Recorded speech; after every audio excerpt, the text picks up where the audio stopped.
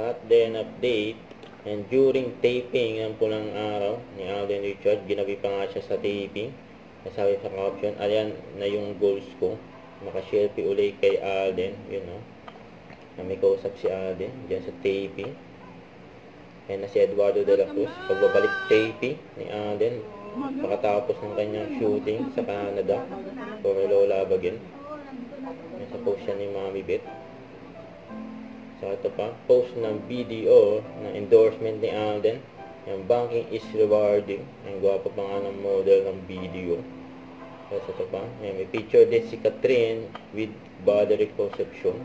Meron pa nga silang ka-video call. May maswerte pa nga pinirmahan yung jacket. Oh. Sabi niya, maliit na bagay basta para sa'yo, Catherine. Yun, oh. Ganyan kamahal si Catherine ng fans niya. Ito pa yung story ni Catherine for Maggie Magic Sarap. Nasa YouTube yan. With Chef Eric. Ito pa yung video ng cut din. Yung habang may kausap si Catherine. Si Alden naman, inaayos niya yung bagahe. Ito yung behind the scene for Idol Vision. Nila Catherine Bernardo at Mami Min. Kasama rin syempre si Snowy, ang alaga ni Catherine. Cute. Alagang ideal.